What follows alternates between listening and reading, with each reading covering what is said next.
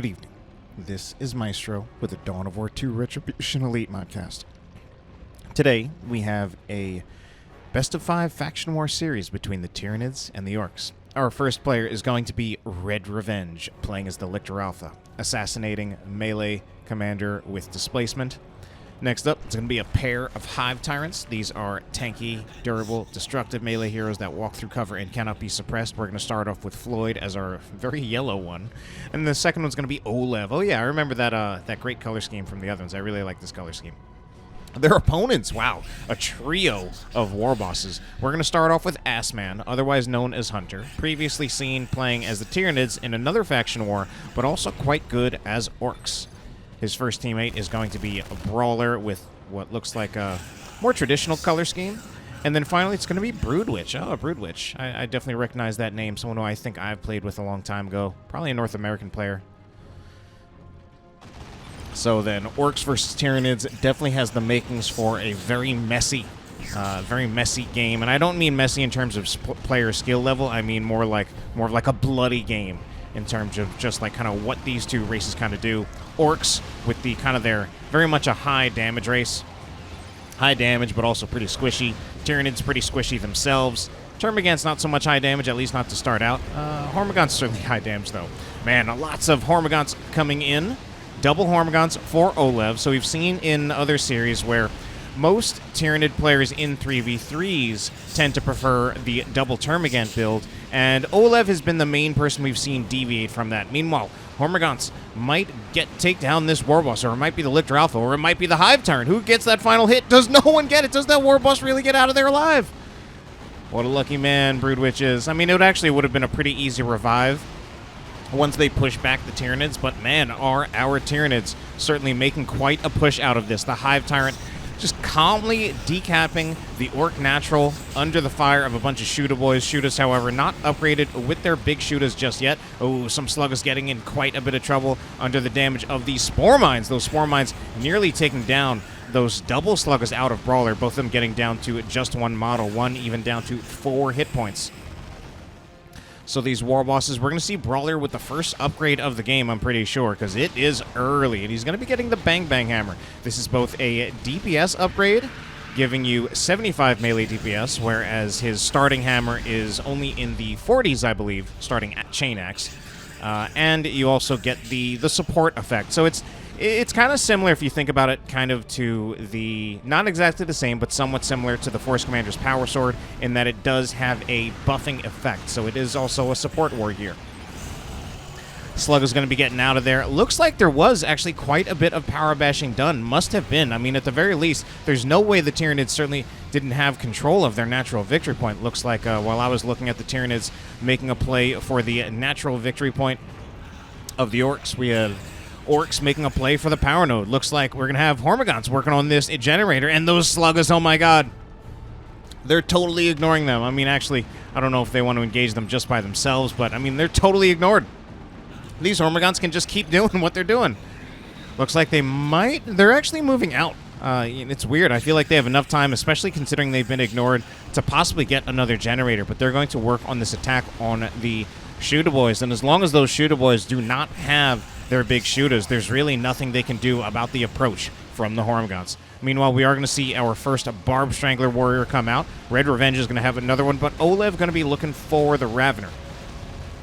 Both of these are good counters to the shooter boys. The Barb Strangler being a general range counter because you can you shoot one shot from the Barb Strangler, and basically that squad will be suppressed. This Warboss probably going down this time. This is why can't I target it? That one is Brawler's Warboss. Meanwhile, use your Choppas and Ardboys used on some Sluggers, scaring off some Termagants right as they put down a full farm. And these are Sluggers with Burners. They could probably make short work of this farm, especially if anyone does come to support them. But I mean, they might just do it by themselves.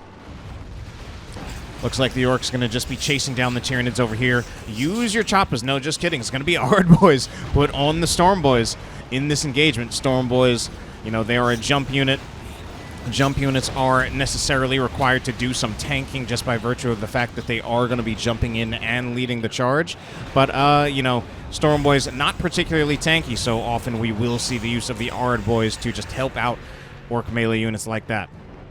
So particularly useful for the Storm Boys. And Floid looks like he actually lost his Warrior Brood, so he's going to get another one. A little bit strange to see him lose it so early. I mean, it was basically bought and lost. There's going to be another use of that Flesh Hook. We've seen it in previous series. Before it was focusing on the Guardsman Sergeant, now it's being focused on that Shoot a Knob. Doesn't quite get the wipe on the squad like the way we've seen it done to Guardsman squads and Scout squads, but nevertheless, the principle is the same.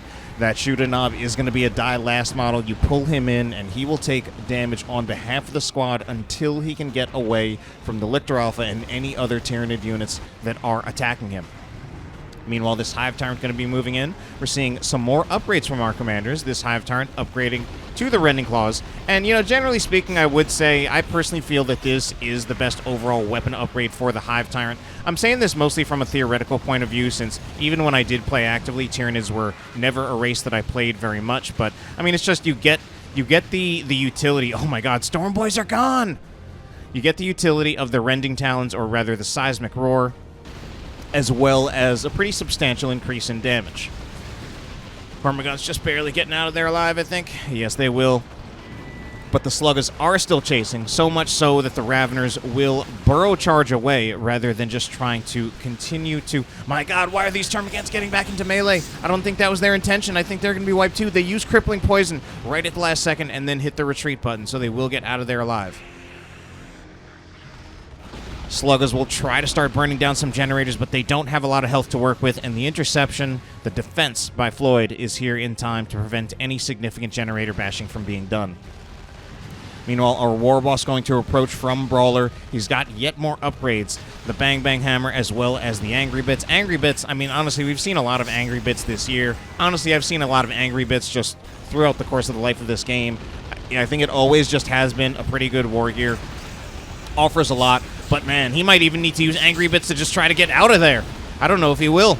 Gets pulled in by the Lictor Alpha, and especially because he didn't exactly have, full health when he was pulled in, he became a very vulnerable target. Normally, I don't think something like a War Boss would always be the ideal choice to Flesh Hook in, because you're kind of giving him a free engage, letting him close the gap without needing to do it himself, and then he can even use things like his Stomp. But in that case, War Boss was already pretty low, so pulling him in just proved to be quite a threat. Big engagement going to happen right now. We have a different War Boss build out of AssMan. Meanwhile, this Lictor Alpha way too low, and he's going to go down to the War Boss. Sink kill even. This War Boss right here, going for a ranged War Boss. He's got the Enhanced Custom Shooter, also grants the Shoot 'em good ability to stun a unit, very similar to the full auto of the Apothecary. And he's also got the Boss Pole. And we typically see this a lot. I feel like there are probably two main builds for the War Boss, or at the very least two main accessory picks. You typically either see the Boss Pole or the Angry Bits. The Angry Bits giving you a bit more of an aggressive and tanky War Boss, whereas the Boss Pole gives you more of a support War Boss who is going to stay with his army to support them.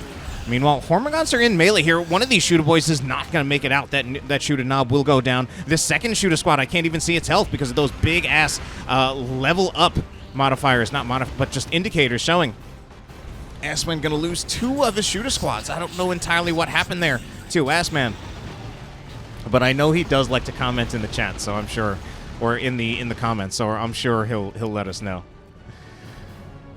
Anyway, double shooters for Brawler, but a dead War Boss. War Boss really extended far forward. Meanwhile, on this side of the map, we are going to see Hormagaun sticking there pretty long, but they managed to retreat just barely in time as the Sluggers approach. Looks like they got a few generators bashed in that time. Tyrant Guard is now going to be moving out for oLev. Now, at least for Orks. Oh man, AssMan really suffering losses, now only down to the one Slugger squad. So typically the Tyrant Guard is very interesting. You know, it's the stand-in for a vehicle for Tyranids in Tier 2. But it has super heavy infantry armor, so it's a little bit more vulnerable to small arms fire than an actual vehicle with vehicle armor. Still, of course, highly resistant to the Shooter Boy damage. One of the things that the Tyrant Guard is not too resistant against, though, are the Sluggers. Now, the Sluggers still have to be careful about being in melee with a with the Tyrant Guard, because the Tyrant Guard will do splash damage. But the Sluggers actually do a lot of damage to a Tyrant Guard. So if it's in a position where it's like trying to run away, it'll probably just have to activate Shield Wall against the Sluggers. All right. So, looks like our Orc players, we're going to see some Shooter Boys backing up. Warboss will be chasing after the Hive Tyrant, but he's getting pretty low on health. The Slugger Boys also quite low, down to only one model with Ard Boys on them, and eventually the Warboss for AssMan is going to have to go as well. So Warboss from Broodwich sporting a little bit of a different build. He's got the Bang Bang Hammer like Brawler, and he's also getting the Spiky Armor. And the Spiky Armor returns damage back to units that attack the Warboss in melee. The amount of damage it does isn't particularly high, as it says only 6 piercing damage in radius 3, but against the squishy squad like Hormagaunts, that can be pretty good, and the Hormagaunts really, really need to be careful. Meanwhile, it looks like Ravagers will go down in that engagement. Zap is also going to be used. That means the Warboss is here. Warboss is a little too close, however. Will shoot one of his Plasma Cannon attacks. Not that it is exactly a Plasma Cannon in the lore, but it functionally works like a Plasma Cannon in this game. Does plasma damage, also does cause knockback with every hit. Meanwhile, Orc units staying in here just a little bit too long. They're going to get knocked over by some warriors, and that'll be another squad down. I don't even remember which one it was. So a lot of losses so far in this game already. Zoanthrope also going to be out here on the field. Long-range artillery unit for the Orcs. Just kidding. I meant the Tyranids. All right, then. But this Zoanthrope at the moment. Man, our Warboss is actually kind of having difficulty getting things done. I mean, the Warboss is a very straightforward hero. And I don't mean to say that in a way that kind of belittles what it takes to play him. Oh, man. Flesh Hook on the Weird Boy. He's going to go down. Oh, no. That was so unfortunate. The Warboss is a very straightforward hero, and again, I don't mean that to belittle it, and I'm not necessarily saying he's easy, but compared to the other Orc commanders, he's very, very direct and quite a bit more linear than them. And mostly I just feel that there's a lot that the other Orc commanders offer that the Warboss does not. And that's not to say that he can't do things that he can't do things that they can. There's certainly things that the Warboss is good at, the other Orc commanders are, but I just think there would be some benefit to having basically a different hero configuration than just triple Warboss. I honestly think it would be better personally, but these players would also probably know better than me. But I still just personally feel there's so much utility offered by both the Mech Boy and the Commando Knob to not have at least one of them in this game here. And we see our Warbosses are kind of struggling. So Truck is going to be out here for Brawler, pushing pretty far up, even managing to get a decap. Or at least the Truck itself didn't get the decap, but units up here probably presumably alongside the War Truck, were able to get a decap. Venom Brood is out, so the War Truck does need to be very, very careful right now. So this War Truck starting out with only 350 points of vehicle armor. I'm pretty sure, oh my god, and exposing rear armor to the Venom Brood. Oh, and here's the Assault Leap also coming in from the Lictor Alpha. And it's going to be a big engagement over right here, so we're not talking about War Trucks just yet. There's going to be a lot of things happening, a lot of just special effects as Slug is going to be charging in here. Burn is in everything. It looks like it's going to be Storm Boys coming out of here. Zoanthrope, meanwhile, is a little bit far forward. Orcs about to make a push. Warboss will also be pulled by the Lictor Alpha, but this isn't a great position for the Lictor Alpha to really get a whole lot done, especially if the Sluggers just turn on him like that. Or turn on it. Whatever. Alright, meanwhile, Slugger Squad, and the Slugger Squad, though, will be going down, I think. Yes, indeed, it will. Brood Nest is up here supporting the Tyranids. It needs to be taken out. The Storm Boys are looking for some kind of angle, but they might be looking for the Zoanthrope rather than the Brood Nest. But they've gotten hit by Crippling Poison. They're getting focused down, and the rest of the army is also gone. These Storm Boys need to get the heck out of there, as they're down to 2 models, and they didn't achieve anything.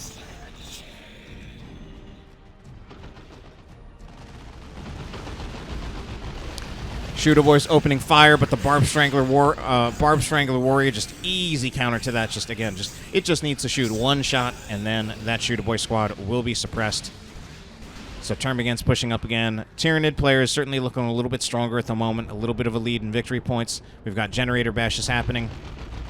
And it definitely has been our Orc players who have been suffering the heavier losses. And, oh man, just realizing our Tyranid players certainly head in tech as well. The first Carnifex now hits the field for oLev. No upgrade to it just yet. We'll see if he does get something. He might actually be looking to do something like put out a second Carnifex before he even gets an upgrade, just wanting to save his resources for that. Meanwhile, Slugger Boys, oh no! That knockback, that was such unfortunate knockback for them. Luckily for them, there's still a few models close to the War Truck, and they managed to get inside, but the War Truck is now pretty much dead. I think, oh my god, it just might be saved because there's so many Orc units here. No! The focused Warp Blast from the Zone Throw will be enough to finish it off. Meanwhile, some kind of explosion happening right there. Might have been, I'm going to say, could have been Bomber Boys from the Storm Boy squad. Storm Boys do have Bomber Boys upgraded, and they are missing a single model, so that's probably...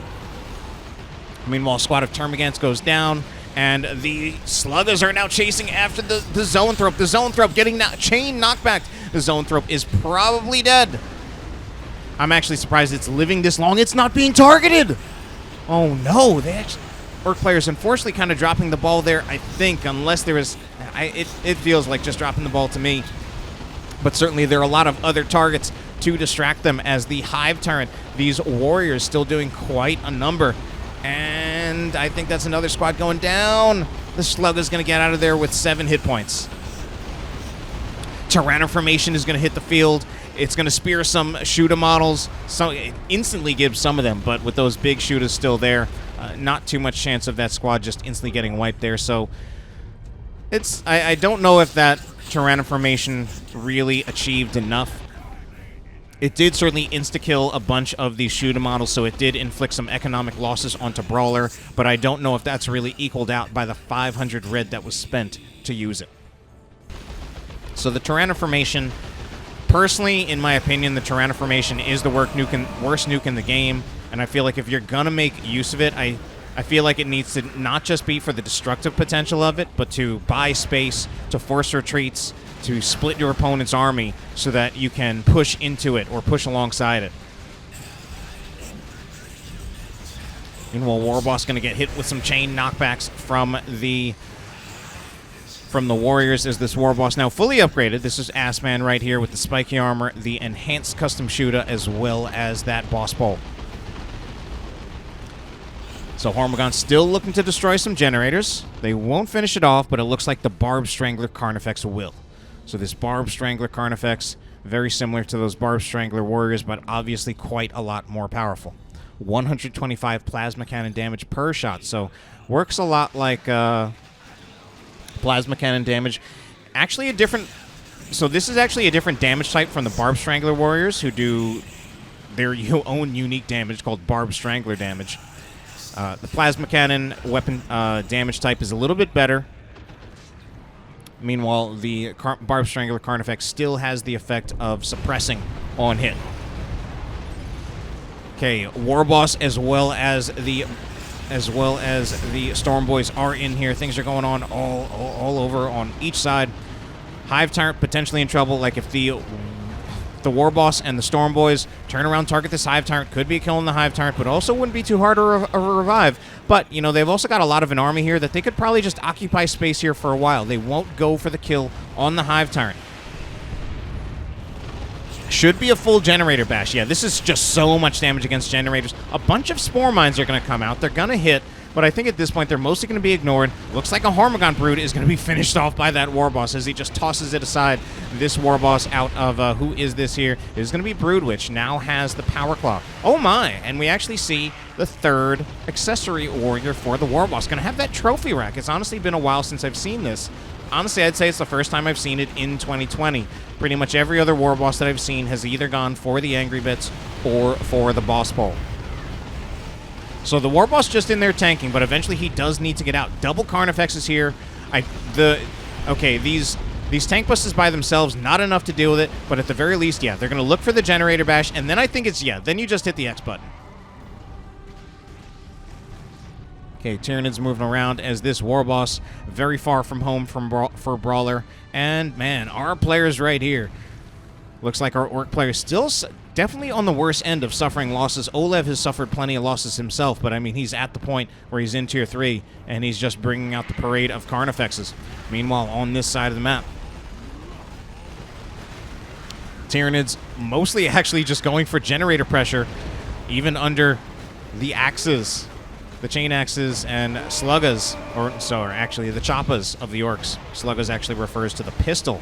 Warrior Brood is taken out by the jumping Storm Boys. Meanwhile, Storm Boys will get hit by another Warrior Brood. Gonna throw in another Bomber Boys at this time. That does feel a little bit unnecessary since, I mean, that Bomber Boy, you're voluntarily killing a Storm Boy model. And I mean, the effect of this is quite strong where you do some area of effect damage, you get the knockback, but in that situation, I did not feel that particular one was worth it.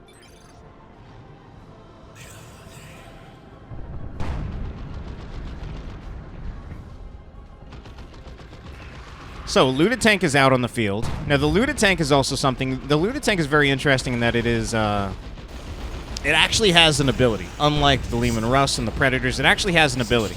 An ability that I often forget the name of and then say slightly the wrong name of. I believe the actual name, because I did check it recently, and unless I'm forgetting it, is Boom Gun. Boom Gun, which is a rather nice ability. Area of effect damage, 200 damage, in fact. But, of course, it does area of effect damage, and if you're not right at the center of the blast, you don't take all the damage. Storm Boys jumping in, but they have no globals used on them, and there's just way too much there and not enough Orcs, and that just will be an instant retreat. So, meanwhile over here, we're going to see a Neurothrope.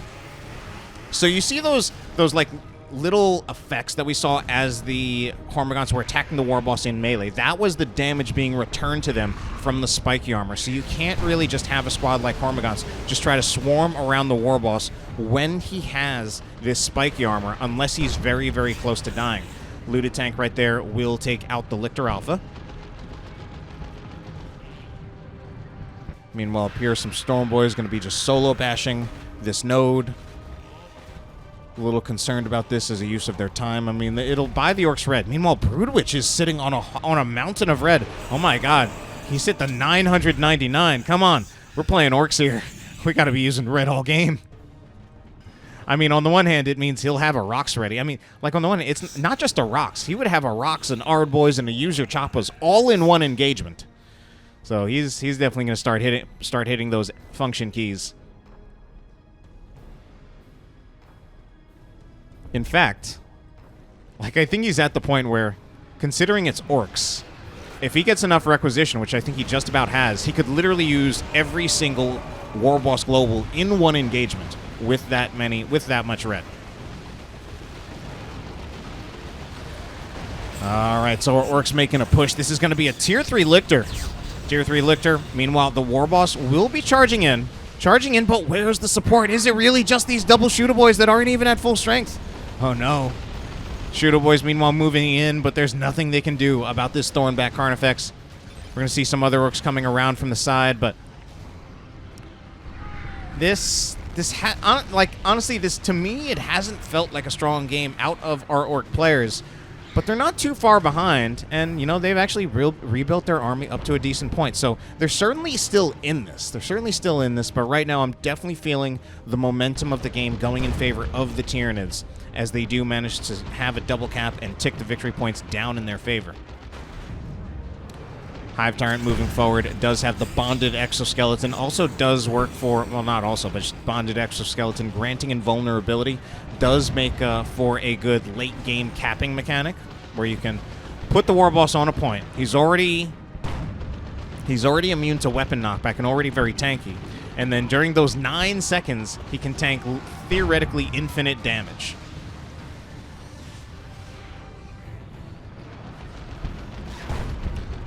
Meanwhile, this is a Venom Cannon Carnifex. Ooh, the Looted Tank needs to be careful about this one, but we are going to have this Tank Busters move forward. Does the War Boss have Overt Air? No, he doesn't have, I don't think he has Overt Air. Actually, I really can't tell. But he does also have Warpath, and he could use Warpath here to speed the Tank Busters in. if anything, I think it's a little bit of a missed opportunity to not use it. Actually, I can't tell if... Yeah, I'm pretty sure he's not using it there.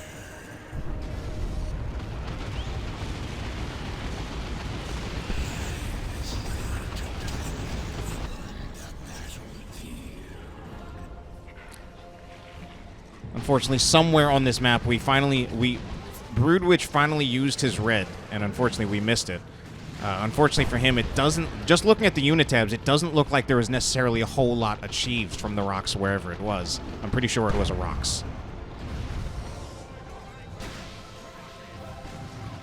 So, Barb Strangler Carnifex putting more of that damage onto the Sluggers. Sluggers will also be knocked over by the Cataclysm out of the Neurothrope, definitely making it a lot harder for those Slugger Boys to get a whole lot done. Whenever we have the Neurothrope on the field, I always want to call it the Doom of Malantide because that was its old name, and eventually at some point it was renamed. But for some reason, Doom of Malantide still just comes a lot more easily off the tongue for me. So Orc's going to be focusing on that Hive Tyrant. He'll pull out. He'll actually... Okay, he's going to activate Invulnerability and then just commit. I mean, he's up against the knobs. And let's see, this... He does also have Rending Talon, so, I mean, if anything, these knobs right here...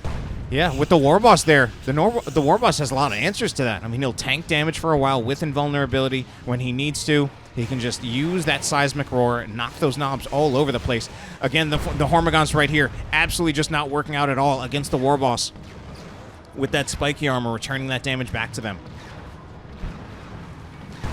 So, Looted Tank is pushing forward, does have extra armor. But how many Venom Cannon Carnifexes do we have here? Looks like 2 Venom Cannons alongside 1 Barb Strangler. Barb Strangler Carnifex shooting again. This one out of a different player, though. This is going to be Floid. Warboss will charge in. Something is slowing down his charge. Could be some crippling poison. I don't even know, but it kind of messes up his charge, and he doesn't go very far at all. He's still looking for that Neurothrope, but he'll just be hit with crippling poison again. He can't get in. Down here, we're going to see more Warbosses being pushed off. Actually, these aren't Warbosses, but more Warboss forces. Here is the actual Warboss being pushed off. And he could even be killed here in retreat. Maybe, maybe not. Flesh hooks.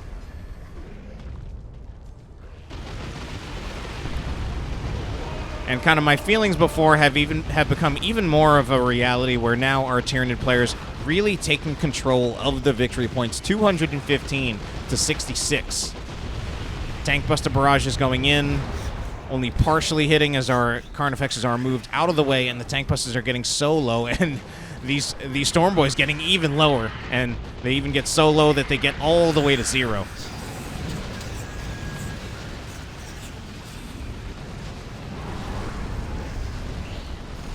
Okay, I think we had a Tyranid formation somewhere, but we're also going to see a Rocks. That Rocks going to be coming in, does take down, I think it actually took down a Warboss. And oh no, it's missing much of the rest of the Tyranid army. Meanwhile, some knobs are here as well. I'm not sure who that, it's going to be a third Rocks. A third Rocks, as our Orc players are just barely trying to hang on to this game. But I don't know if they get in time. They will get a cap here. For whatever that's worth, Swarmlord going to be looking for the kill on these knobs. Not going to get it with that knob still having 150 hit points. Going in pretty far, though. Looted Tank having to move out quite a bit.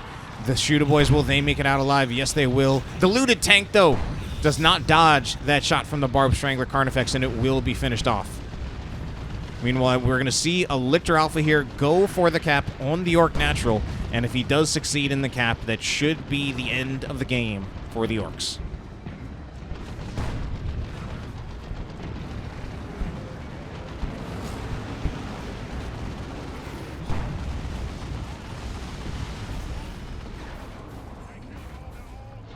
So, I mean, between the Lictor, the Carnifex, the Swarmlord, and the Tyranniformation, I think they got it. Oh, they already got the contested victory point. So that will be game number 1 going in favor of the Tyranids.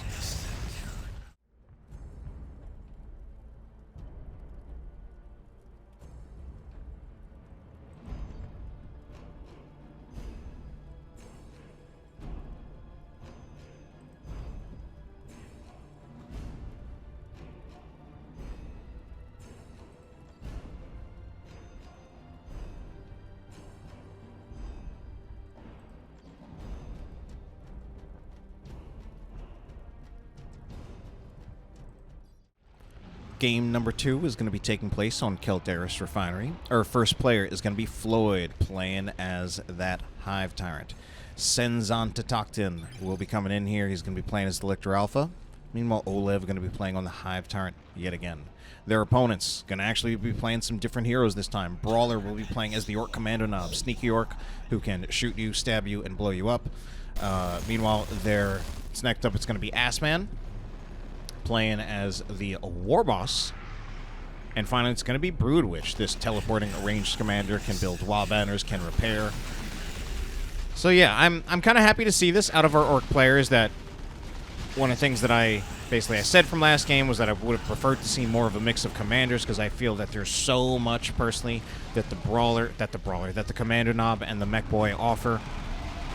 And I think you're kind of losing some of that by just having 3 War Bosses. Mech Boy will be pulled in, should have a teleport to get out of there, so he's a little bit more forgiving in regards to getting flesh hooked by that Lictor Alpha, but this nevertheless is going to be a lost engagement for Broodwich, who appears to be being doubled at this time. Both Cenzontotochtin and Floid pushing through this lane. Does, of course, mean that AssMan moves through the middle, and he'll be claiming the middle victory point for the Orcs. And if we take a look on this side, we are going to have Brawler moving out here, this Commando Knob, doing a lot of range damage against these Termagants. And this should be oLev forced off right here. So it's a double cap at the moment. Double cap at the moment in favor of our Orc players. War Boss going to be able to stomp that as he gets surrounded. Doing a lot of nice disruption. Taking some models off of these Termagants, but more Gants going to be coming back out. Rather, they're coming back from the way they came. And the War Boss will eventually have to retreat. Luckily there, I think that was... It's hard to tell, actually, sometimes between the War Boss special attack versus his stomp ability that can be used on command. So, we definitely saw both there. I'm just not sure which one was which. But whatever the last one was, it did kind of save him from potentially being taken out by the Lictor Alpha on retreat. So Luda's going to come out for Brawler. Setup team for the Orcs that you don't actually see very commonly. This Mech Boy needs to be super careful. Does not want to let those Hormagaunts get into melee at all with how little health he had there, so he does teleport away just in time. Meanwhile, the Lictor Alpha looking to get the victory point back for the Tyranids, as we already have quite a few victory points ticked down in favor of the Orcs.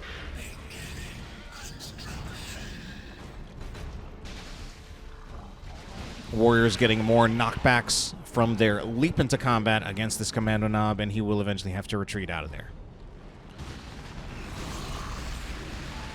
So Broodwich continues to push forward, and he also continues to be pushed back as Cenzontotochtin and Floid continue to double his lane. So a little bit unlucky for him. Cenzontotochtin, though, kind of splitting up his army where he's committing squads to this lane against Broodwich, but does have the Lictor Alpha to get the cap middle. We even see oLev now managing to push back on his side of the lane, and he will try to get the cap. No, the War Boss will stall that out. Meanwhile, the Hive Tyrant is in here way deep. He has plenty of health left, but he realizes that pretty much the rest of his army is in retreat, so he retreats as well, so that he doesn't risk going down too far behind enemy lines. So these Ludas, they're an interesting one. Lately I've been doing a little bit of stat checking on the different setup teams, since there are some differences between the setup teams for all the races. The Ludas definitely being the setup team that you see the least commonly. So, and, I've talked to some players about some of the reasons for why that is, and also just learned about some of the differences. The Ludas actually do more damage than the other setup teams up close, if you actually get really close to the setup team. Setup teams do more, their damage is modified depending on distance. This could be a dead War Boss. And out of all of them, the Ludas do the most damage when you're up really, really close to it. Of course, though, I guess that's not exactly a strength that is often really seen as being in their favor, since, generally speaking, most of the time setup teams are shooting at rather long range. Just in this case, as we see right here. Unless a unit's trying to get really close to them. All right, there. Suppression, actually, I think, came out there from the aiming What's that, excuse me. Flanking Sluggo Boys will also come in. See if they can maybe pop a Warrior model. They'll go for the Termagants first, and then try to get the Warrior model. They do get one. So a pretty nice pickup for that Sluggo squad intercepting 2 squads in retreat. Technically 3, but I think it only attacked 2. Meanwhile, these Termagants there just kind of idling around there. They're taking shots from the Shooter Boys, and these Shooter Boys do have upgrades. They've got their big shooters. So certainly once Shooter Boys have their big shooters, their damage is nothing to sneeze at. Really got to be careful about that. And man, so we've got those other commanders. Still definitely some struggles for our Orc players, as oLev is pushing his opponent back into his base, even moving up here, looking for the generator bash. Will succeed in 1. Meanwhile, the Commando Knob here, fully upgraded Commando Knob out of Brawler, going for a melee Commando Knob with the Assassin's Knife. That Assassin's Knife Commando Knob I actually think could be quite good against the Warriors, and that is exactly what he's targeting. I mean, that Assassin's Knife gives you the Assassinate ability, burst damage ability, which is quite powerful. I don't remember the exact number, but it's high. It's at least 200, and I'm pretty sure it's more than that. So you just instantly target a single model with an ability that does 200 plus damage. Tripper Shot, also quite fun. Pretty sure that one's also exclusive to Elite Mod and allows you to, I believe, stun with a shot from the pistol, the Slugger. Better Combat Kit, just upgrades, statistical boosts, and stick bombs for the grenades. Grenade volley. What other upgrades do we see? Nothing out of AssMan. We've already seen Broodwich with the Def Gun. Oh man, big shoot a blob right here. I'm going to be doing a huge amount of damage. But we do see the Termagants coming back out. However, the Termagants for oLev, they still don't even have their Toxin Sacks. Termagants without Toxin Sacks only do 32 DPS, and that is not very high, even for a Tier 1 squad. It's on the lower end as far as Tier 1 squads are concerned. Of course, they do have the Toxin Sacks upgrade, which does improve their damage, but in this case, they just haven't gotten it yet. So, shooters are able to take out 2 generators and a node. Not bad. Meanwhile, Hormagon's going to be looking for some kills on retreat here, and they're not the only ones. There will be 2 shooter models going down. Looks like it'll just be 2, however. We might see an engagement between these armies. Unfortunately, the Looters have been flanked. This is actually a really bad situation for them. They retreat. I think they retreat in time. If they had waited a little too long there, they could have been wiped. As it is, man, it's still so close. 32 hit points, 31. If there was a Flesh Hook out of that Lictor Alpha, that could have been the end of that Looter squad. So nice flank right there from our Tyranid players, mainly Cenzontotochtin in that case. And our Tyranid players moving back out, looking to try to threaten another triple cap as they have fallen behind in victory points. Wall Banner looking like it's going to be taken out by the Termagants.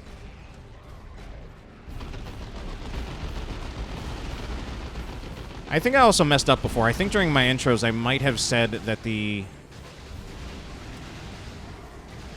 Never mind. Let's just move on back with our game. Alright, War Boss. Meanwhile, oh no, he can't do anything. So yeah, we're actually... Like, I believe in the War Boss as a hero overall, but we're even in this game with only 1 War Boss, he'll go down here, by the way, we're definitely seeing some of his limitations, and especially given some of his limitations, I really like that our Orc players have gone for a mix of Orc heroes. However, as it turns out, they're still struggling quite a bit. 393 victory points to 369 with a triple cap against them. Tyranids making pushes for the generator farms of our Orc players. And man, Brawler has actually been, it feels like he's been trapped in his base for much of this game. Meanwhile, a nice seismic roar out of the Hive Tyrant knocks over the the Ludas, and forces them to reset up. Although it looks like Brawler might be able to come back out of here. Trying to get into melee with the Warrior Brood. And this is something where oLev, I honestly don't know what oLev's waiting for, especially with the Commando Knob being a melee Commando Knob. I feel like he should just get at least 1 Toxin Sack, if not 2. We've already seen on this side just how hard the Tyranid players are making AssMan's life with the Crippling Poison. I think it would go a long way to making things even harder for Brawler, who already appears to be struggling quite a bit in this game. We're going to be moving into Tier 2, though. We are going to see of course, the Weird Boy just shoot one of his shots. I was actually hoping for the Hormagons to get into melee with the Weird Boy, because I actually think there's a decent chance that the Weird Boy can proc his own special attack. Rarely seen, because the Weird Boy does not actually do very much melee damage.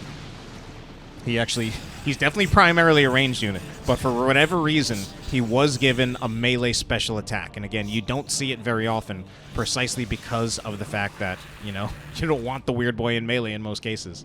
But it's a very cool special attack. It's very much like a Gandalf, you shall not pass thing. And before you get all technical on me, yes, I know that. Actually, no, never mind. All right. Hive Tyrant can be charged in there. He's going to force the retreat out of the Shooter Boys. But as long as he has the Rending Talons, he doesn't actually put a lot of threat on the Death Dread. And indeed, we will see the Hive Tyrant retreat because the Death Dread will actually pretty handily take care of the Hive Tyrant in that case. Meanwhile, this Commando Nob's still moving around. He doesn't have much support. He is getting suppressed by the Warrior Brood.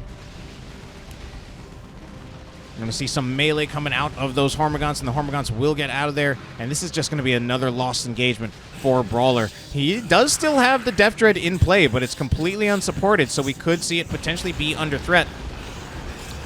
Ravener's in a lot of trouble, though. They will go down to, oh my god, they actually keep 2 models alive with 15 hit points. That is so lucky. Meanwhile, on this side, we aren't going to have our Orc players being so lucky right here with this Generator Bash happening. Brawler trying to come out for the defense. He's already lost a generator. Here's going to be the Death Dread coming in from behind on the Warriors. Tripper Shot also used on the Warriors as well, stunning one of those models. But overall, still, the Hormagaunts will at the very least finish this Generator Bash, and it's still a decent push out of oLev. Doing very, very well against Brawler. But it looks like our Orc players on the other side of the map are doing okay for themselves as we do see them push on out. They will get the contested victory point, and along with Brawler currently holding the bottom victory point, that does mean they have the double cap in their favor. Shot goes out from the Barbed Stranglers, does manage to suppress 3 Orc squads, but the Warriors nevertheless being forced off. Death Dread going to be trying to do some damage on the Tyrant Guard. Tyrant Guard realizes it's under a lot of threat itself, tries to charge out of there, but the charge seems to be stopped a little short. Flesh Shook will go in on the Weird Boy, but there's not a whole lot of follow-up as those Termagants really under a lot of threat from these Shooter Boys. And our Orc player's doing quite well on this side. It mostly is just, it more is Brawler struggling quite a lot against oLev, losing his Death Dread against the double Tyrant Guard out of oLev. So man, what are we going to see about that?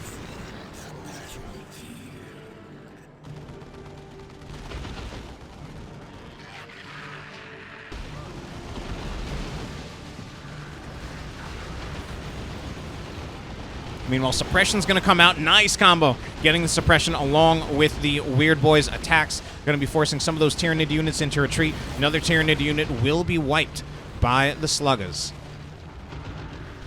The Warriors trying to come back out, but they're already taking a lot of damage. Weird Boy probably just going to shoot another attack right on top of those Warriors, or he could go for the Termagants. Although he's pretty low on health, so he needs to be careful. Thorax Swarm, sorry, Electroshock Grub will go out onto the Death Dread. It's trying to get away at this time. Oh no! Oh no!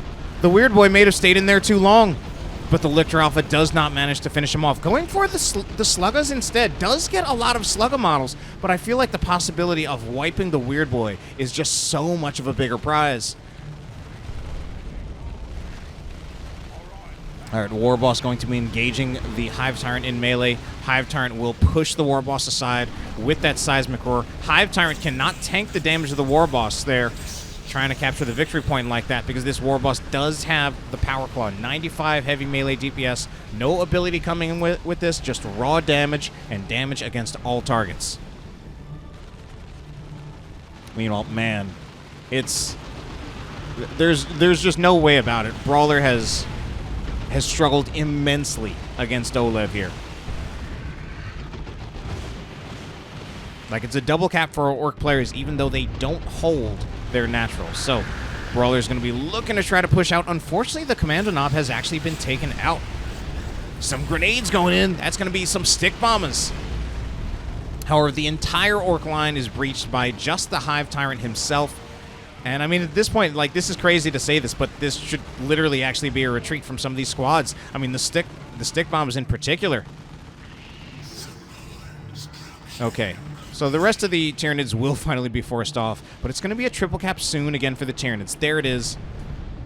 So this game really swinging back and forth. Unfortunately for Brawler, he's he's very, very much struggling in his lane. I mean, considering how even the victory points are, if Brawler managed to held a little bit more even with oLev, the Orc players would very much be winning. Oh no, another flesh hooked. Weird Boy getting pulled in. Luckily for the Weird Boy, he's got so much health with so many upgrades.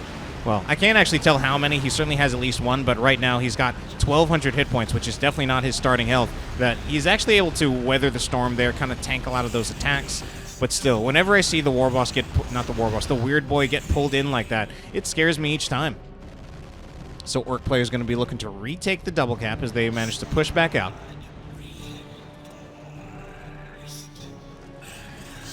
Tier 3 is coming out for some of our Tyranid players. oLev kind of falling a little bit behind that with the double Tyrant Guard. But I don't know. Yeah, Brawler's not looking like he's in any position to be going Tier 3 pretty soon. Looks like we had some stun bombs go out.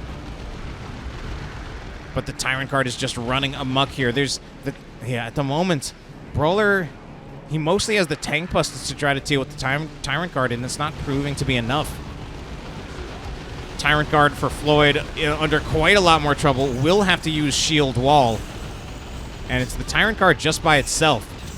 At this point, the two Death Dreads could actually focus in quite a bit on the Tyrant Guard in an attempt to take it out. Yeah, that's exactly what they're going to do. At some point, though, they might have to turn their attention to the units coming out from Cenzontotochtin. Actually, wow, they have enough time to take out that Tyrant Guard very, very quickly. And with the death of that Tyrant Guard, Cenzontotochtin realizes he's not going to be able to make that push, and he will get on out of there.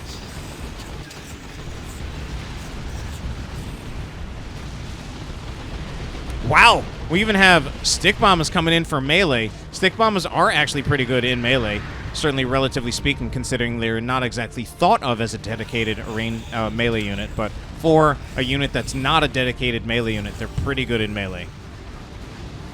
War Boss still in here, even though most of the Orcs have been forced off. Tyranid formation has scared some of them off. Double Tyrant Guard from oLev, now looking to move over to the middle lane, do some work over here. But it's our Orc players who do have the double cap at the moment. So, in spite of how rough things are for Brawler, the team overall is holding steady.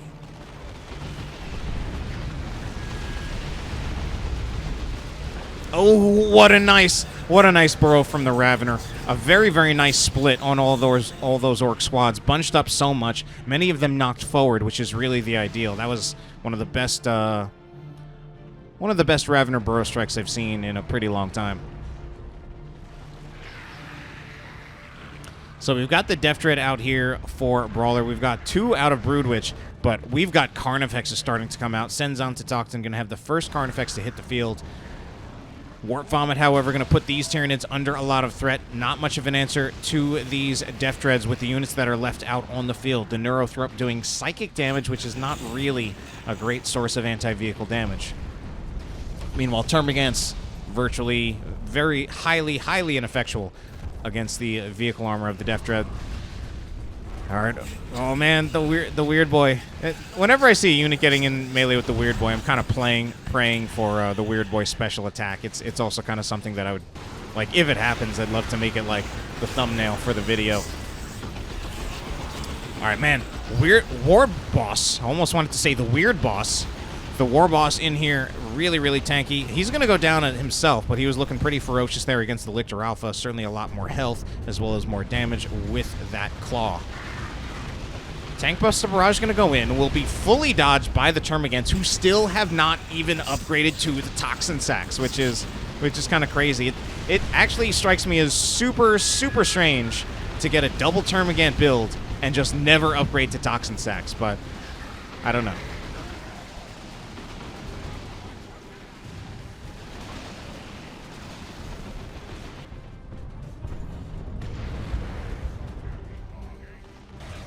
So double Death Dread's coming out, actually chasing off that Thornback Carnifex. So Brawler's still here. But, oh man, the double Tyrant Guard have actually done so much work. Brawler hasn't really had enough of a significant source of damage against this Tyrant Guard. You know, finally we're going to see some knobs coming out on the field, but these are from AssMan. Those will threaten the Tyrant Guard, whether it's in Shield Wall or not.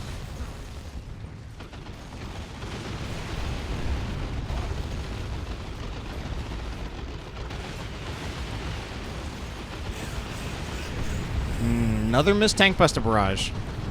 I mean, unfortunately for the Tyrant Guard, or unfortunately for Brawler, I think the Tyrant Guard, it's not a particularly big unit.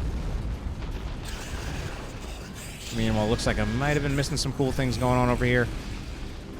This Tyrant Guard, not a particularly big unit. I think it's pretty hard to reliably hit it with a Tank Buster Barrage unless you have a snare, which Orcs don't really have.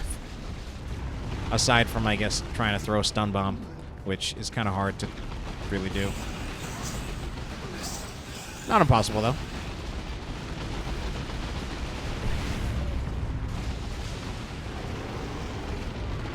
Hive Tyrant going to be taken out.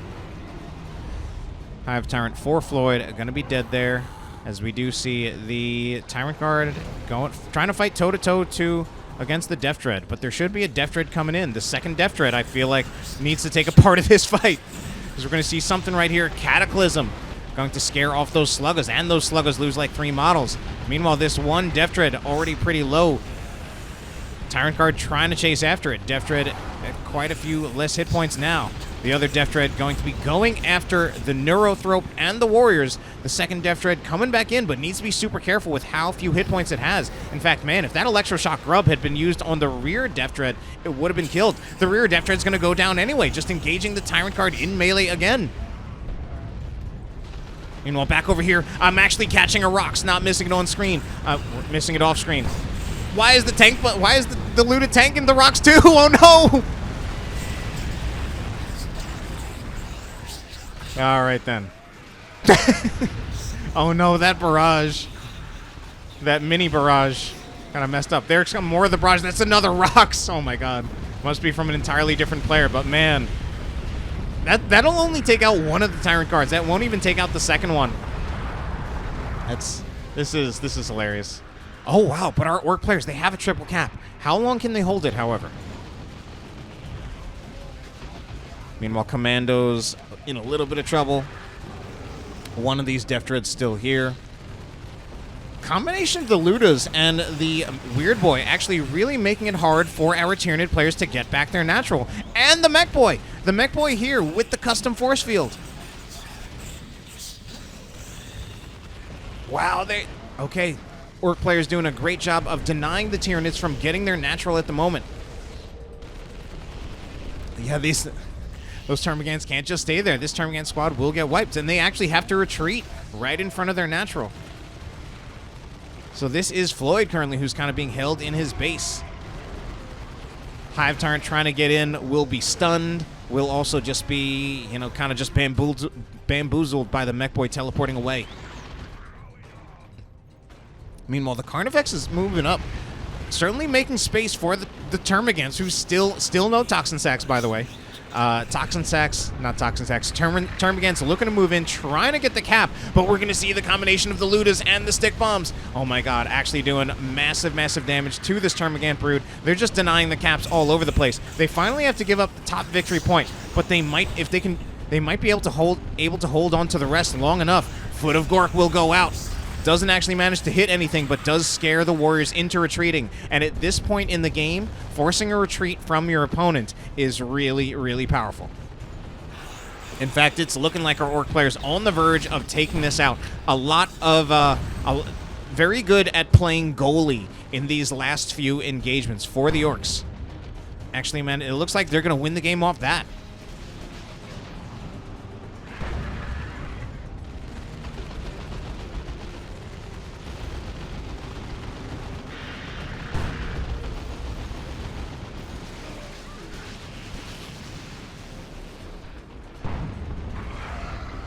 And there it is. Our Orc players will even up this series at 1-1.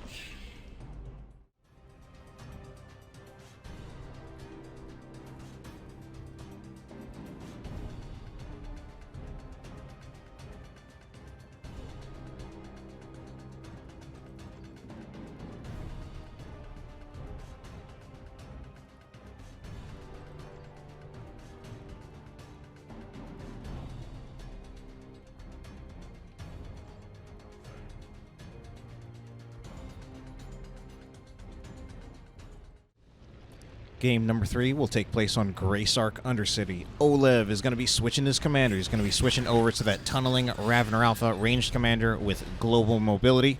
Floid is going to be sticking as the Hive Tyrant, and Cenzontotochtin will be playing as the Lictor Alpha yet again. Their opponents.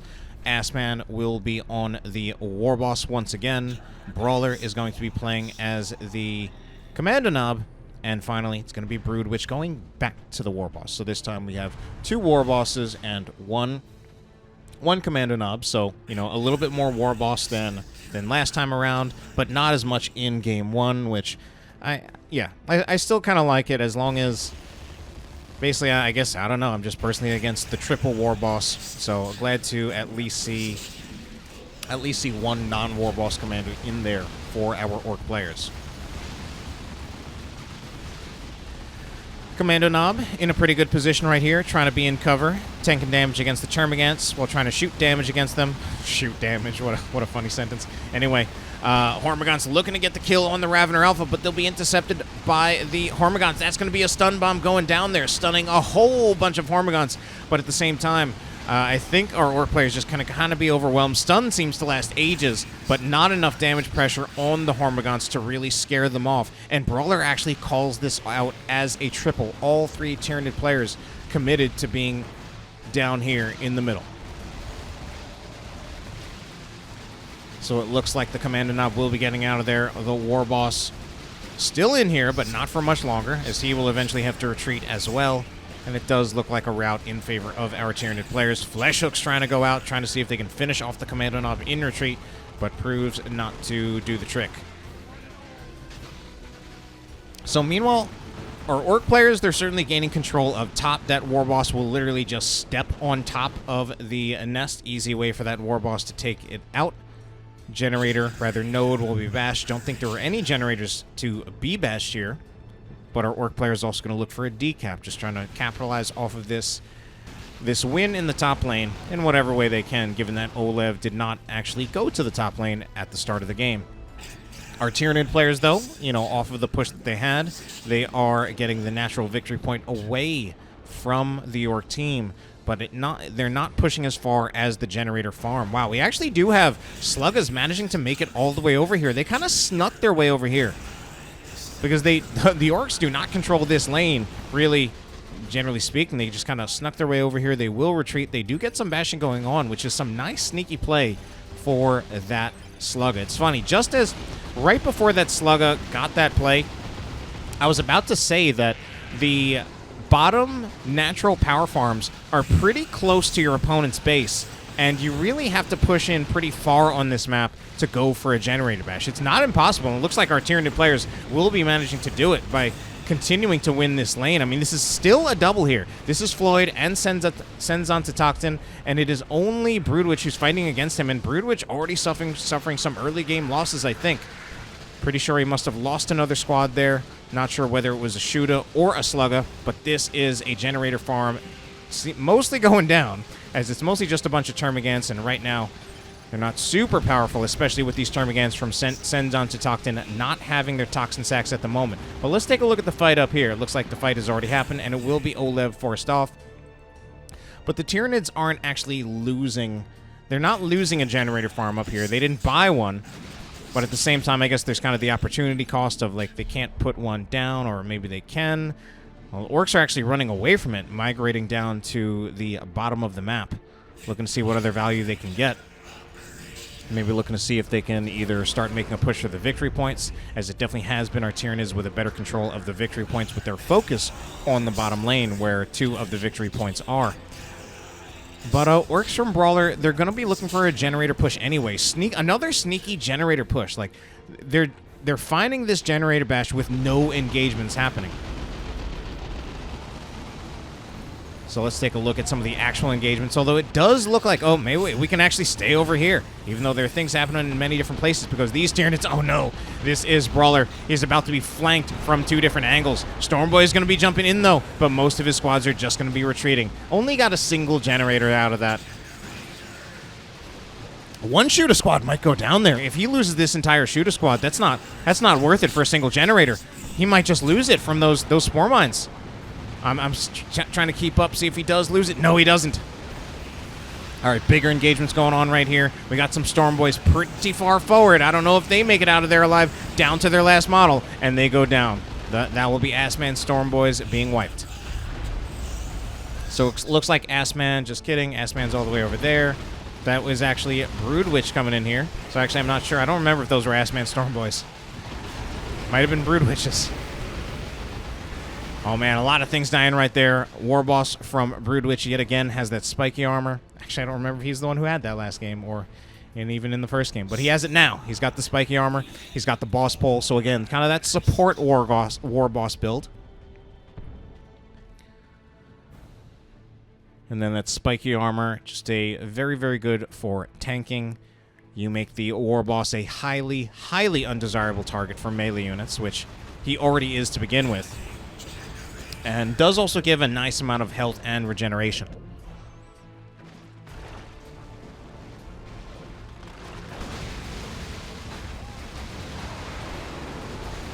All right, this is a nice offensive for the Orcs. Just an instant retreat as those Storm Boys jump in. Hidden Boys as well out of Brawler. Meanwhile, up top, what's going on right here? Some more Storm Boys going to be jumping in as this Warboss gets into melee as well. Warrior's going to be forced off. Termagant's trying to kite. But again, oLev with no Toxin Sacks. He can't control this Warboss, these Sluggas, or these Storm Boys as easily as he could with them. I mean, at this point, I don't know. Like, you know, it actually, in a way, it kind of is nice then that sometimes, you know, some of our players actually do come into the comments and explain themselves here, because I'm getting to the point where I'm going to kind of demand an explanation out of oLev. Why no Toxin Sacks? It's probably just going to be Hunter answering on his behalf, though.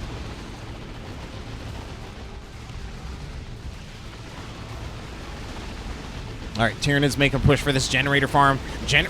Generators put down while the Tyranids are here. I'm actually surprised it's not being focused on, but all the focus is going on to the Warboss, who is so low in hit points, and he's not retreated in time, so he will be going down as well, which is making things look even worse for our Orc players up here. But certainly the range damage is going to come back out for our Orc players. Only one generator has been taken down, and this is a massive amount of shooter boys.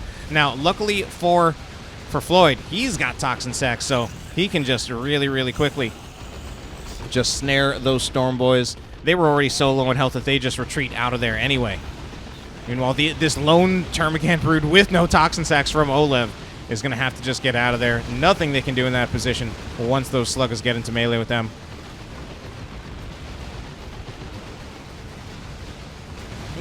Barb Strangler, unfortunately, just kind of misses that. Barb Strangler, not actually that reliable against melee units. I mean, if you can actually connect with the Barb Strangler attacks on a melee unit, it would do well to slow them down. Oh, Termagant's even going to be finished off there. But, what are these warriors? That's not a time to come out. Oh, no. Do they go down? They might just barely make it out alive. The Warboss is looking for it. The Sluggers will pick it up instead.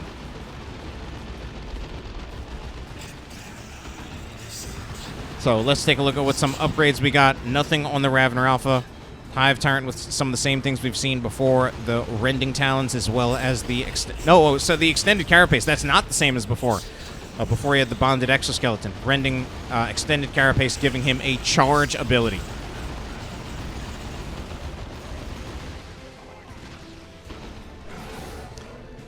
So, Tyranids will push back out. Down here, we're going to see the Lictor Alpha. In fact, let's talk about that Lictor Alpha. He is going to have Toxin Miasma. Not miasma, as I've sometimes called it in the past. Actually, technically, if you look things up in the dictionary, it will actually validate both miasma and miasma as pronunciations for this word. However, I think it will, for most of them, it probably will also find miasma as being the more common pronunciation. So, Toxin Miasma, reducing the speed and damage of units that the Lictor Alpha attacks, as well as doing damage over time. These Sluggers, my god, what are they up to? I think they've just been forgotten about. Or maybe they're trying to finish off that Warrior Brood. I don't know what happened there. I feel like they probably should have been working on this generator farm instead. Storm Boy is going to be jumping in again against this low health Hive Tyrant. See how just effective the Toxin Sacks are there? Oh no! A Termagant Brood is gone for oLev.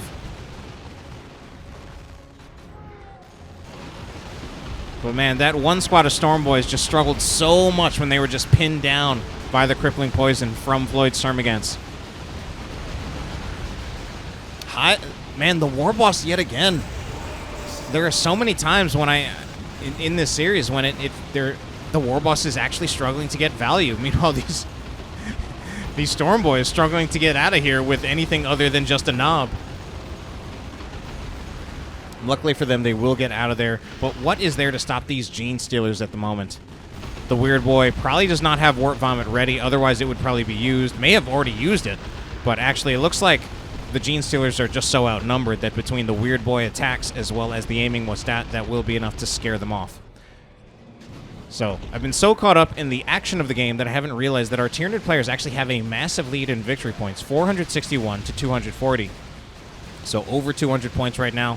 War Boss, oh my god, he's just going to be getting hit by chain knockback again and again. He's going to try to get out of here.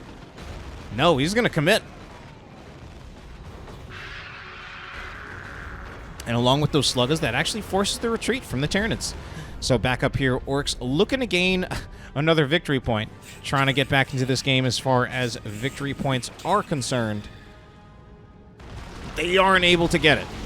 Raveners burrow under them, knock them over, and the Orcs are going to have to fight over this if they want it. Warp Vomit used. That Warp Vomit might have been a little bit early. Well, I don't know. I guess... Actually, I don't know if he would have been able to stall it for much longer. But there wasn't really enough focus on the units, on the Tyranid units there for that Warp Vomit by itself to work. However, kind of just... They managed to just do that with kiting back as well as the jumps in from both of the Storm Boy squads, just putting on even more pressure. So in the end, I guess the Warp Vomit bought the time that it needed.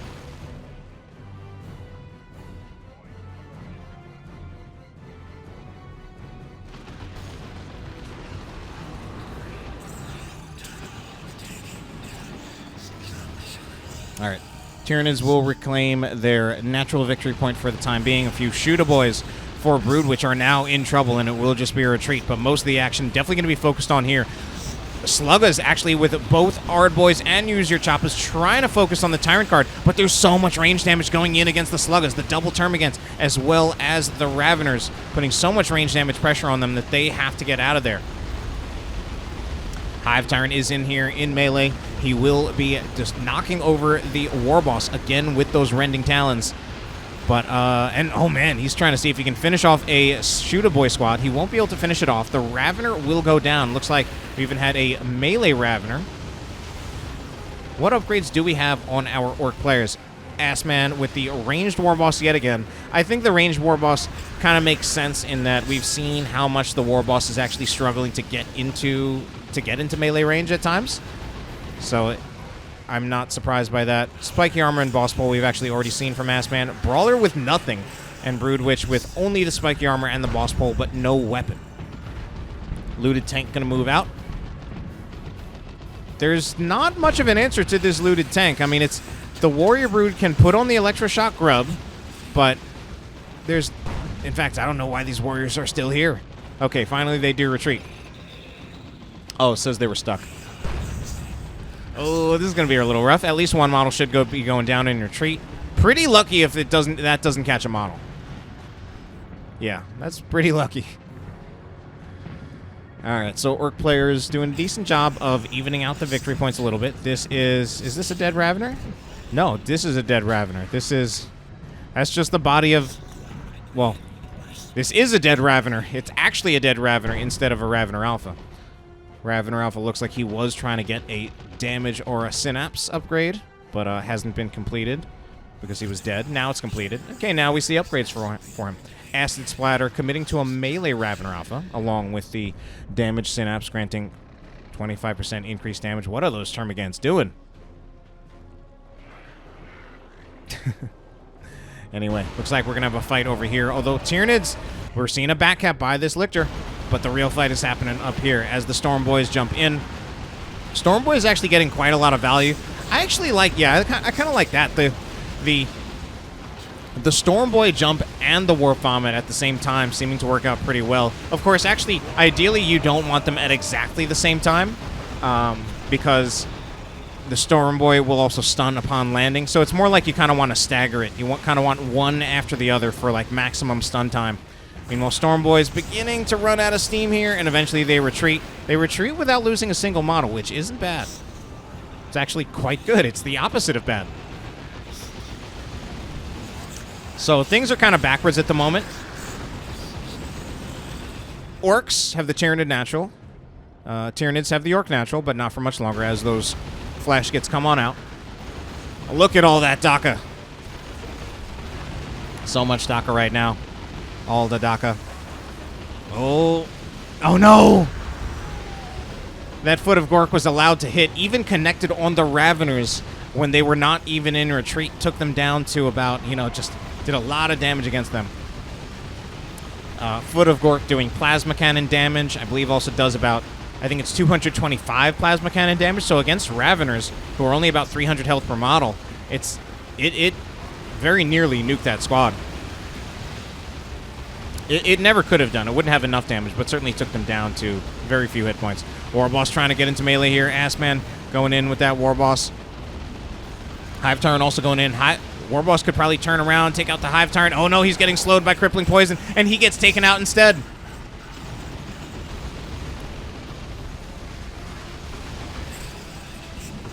Weird Boy shot goes a little too long. Stun Bomb gonna go in. Stun Bomb, ooh, connects with a single Hormigaunt model, which will slow the entire squad. Genesteel is getting really, really low as this Ravener Brood does just tries to shoot it out against the Shooter Boys, but eventually they will get focused down. There was also a Weird Boy shot going after them. Quite a prolonged fight right here, but you know what really is going well for our Orc players at this moment? Oh, Ravener drop coming in behind them. That might not be so good for them. Nevertheless, oh, here's a Rocks. Orc players actually have the victory points at the moment. That Rocks mostly going after this Hormigaunt Brood, and I don't even think it's going to take them out. So Orc players will retreat, but they've managed to achieve a triple cap. And in that time, there was a time when they were behind by 300... Caster math. There was a time when they were behind by 200 victory points, and now they actually have it going in their favor. They're going to soon be up by 100 victory points. Crazy. So some Hidden Boys right here. Oh, Hidden Boys. This is definitely looking for a love to DACA into Rocks. This is it, yeah. Oh my god! Retreating right into it. Oh my god. Pretty good. I think the timing might have been slightly off. Like it was a good combo. It was a good combo. Let's not try to let's not dispute that. But I think the timing could have just been ever so slightly better, because I feel like some of those units were actually retreating out of there before and actually getting away from some of the later Rocks. All right, then Lone Slugga Squad is going to have to get out of here. We'll be losing some models as they get out. Weird Boy will, of course, use a War Vomit just to kind of cover their escape. Victory points evened out at 1-1, but it... do we really have double Battle Wagon? I feel like I haven't even seen a Battle Wagon in 2020. I miss this unit so much. I actually do. So the Battle Wagon... super unit for the Orcs that I feel like you don't even see very much. Definitely makes me think of Toila Lee, who really loved the Battle Wagon, the Death Roller. I mean, this Battle Wagon, it's a transport. It's actually quite fast. Oh, there it is. It's one of those abilities. I forget it's either, and I actually looked them up recently. One is actually just called the Death Roller.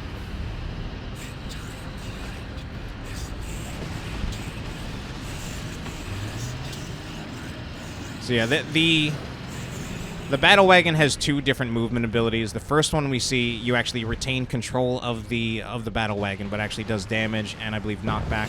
I believe there's even some crazy thing where it says like it has a 2% chance to crush infantry.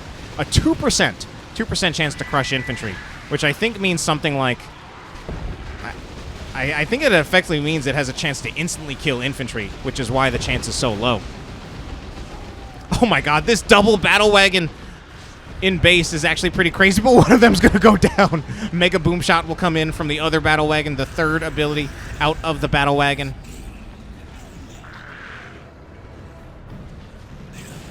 Oh, so kind of ambitious play there out of AssMan. Does kind of get punished for it, but, you know, this might just be buying our Orc players enough time to seal game number 3 in their favor.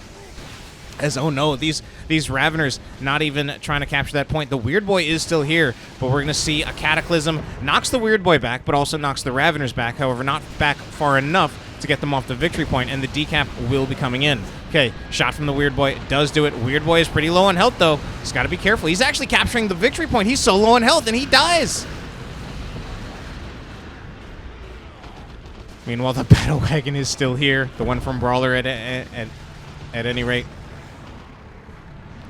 It's going to be the end of the Weird Boy. Battle wagon actually going to be backing up. Oh, well, it'll back up, but it'll let a few units get out of it.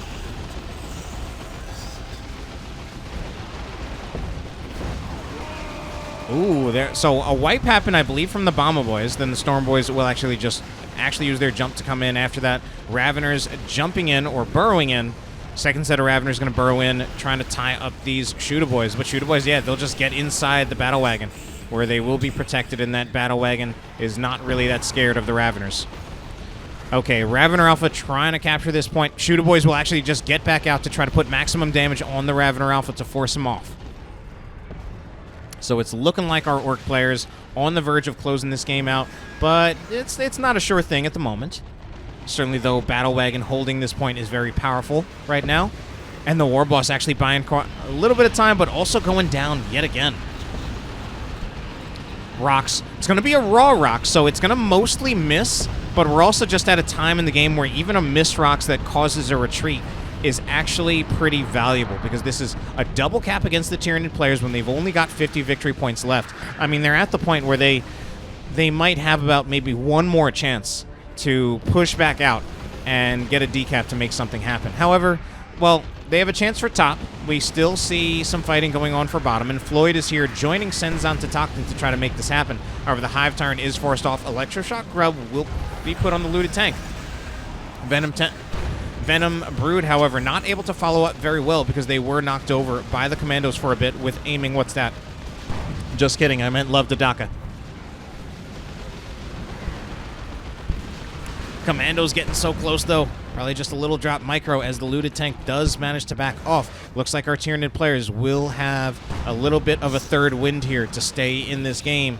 Possibly. Warboss is here by himself, though, to defend. And certainly, if it's just the Lictor Alpha trying to capture this point, the Warboss can take care... The Warboss, yes, I wanted to be sure there that I was saying the right thing. The Warboss will absolutely just tear that Lictor Alpha apart. Lictor Alpha absolutely cannot deal with that Warboss by himself. However, it looks like the Tyranids have managed to regain control of the top, so they stay alive for now.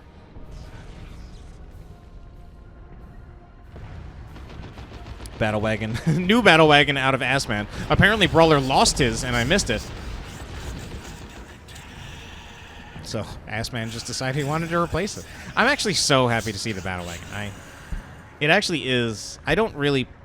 Orcs was definitely not one of my main races when I was more active in this game. Like, they were probably my 4th or 5th best race.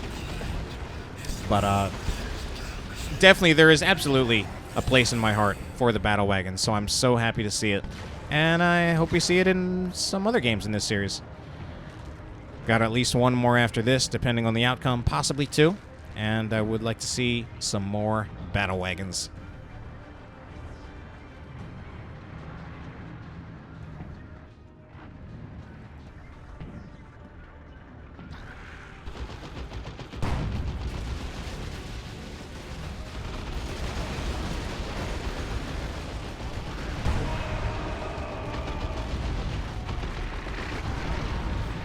Alright, so we're going to see some, unfortunately, 2 squads of flash kits here. One of them already getting forced off. Commandos also not in such a great position, trying to infiltrate to get away from the Lictor Alpha. But our Orc players, I think, have a better chance up top. Shooter Boys actually already on the victory point, while the Looted Tank is here. Looted Tank upgrading to reinforced plating in the middle of this fight. Bomber Boys goes in, knocks over the Gene Stealers. Gene Stealers actually in a huge amount of trouble right here. But I think they'll make it out alive, unless the Looted Tank has anything to say about it, but Looted Tank will not really pursue the Gene Stealers. Looted Tank instead focusing on both the Ravener as well as this Carnifex. Oh, wow, it's a no-cap game at the moment, so there are things going on every victory point on the map at the moment, with Orcs making plays for all of them. So it's looking once again like our Orc players might be finishing this game right here. I don't think our Tyranid players make it to any of these victory points in time. I mean, we have a very late without number call in. But they're not getting on the victory point in time, and I think, ooh, this hasn't even been taken. There's no, the chance. I think the window is gone. I think that is the end of game 3, and I think the Orcs take it. All right, indeed, that will be the case. They had a rough start in the series, and some rough things going on for them. For AssMan this game, Brawler in game 2, but they're going to pull ahead.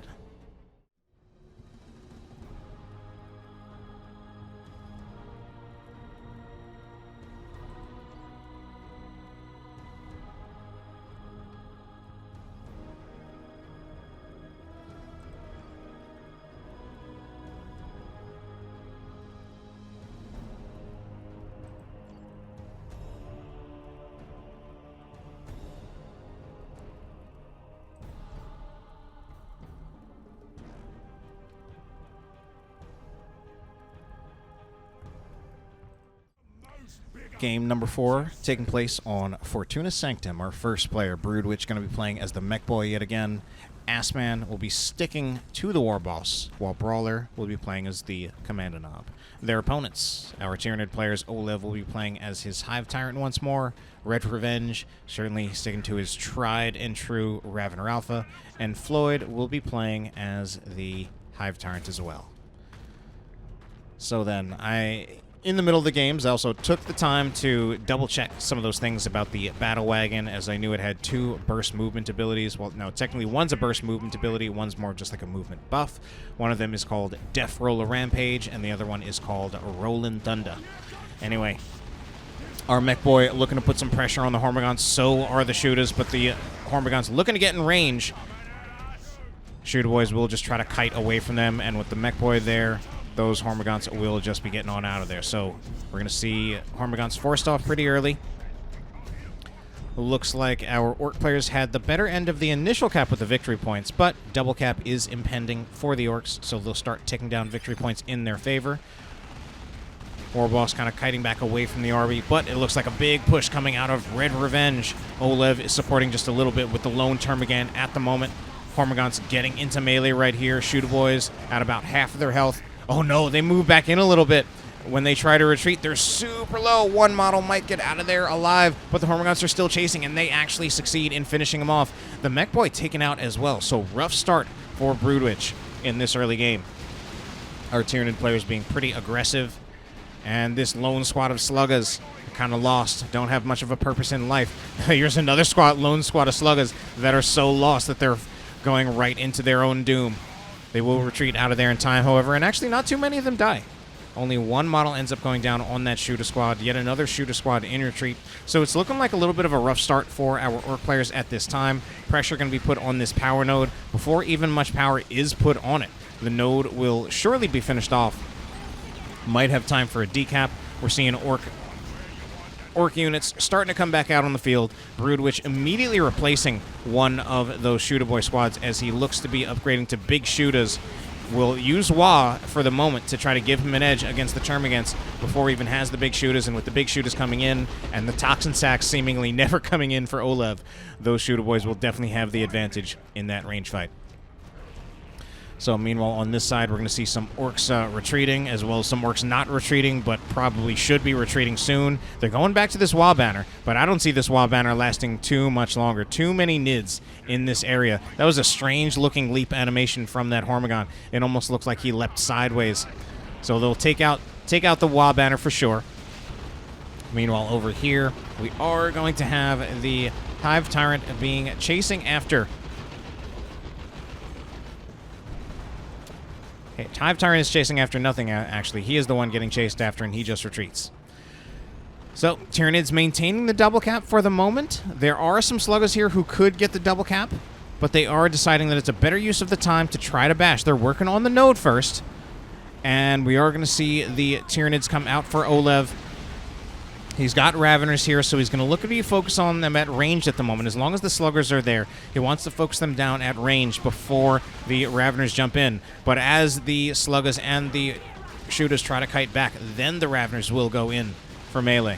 Painboy is now going to be out for AssMan. I think this is the first Painboy we've seen in this entire series.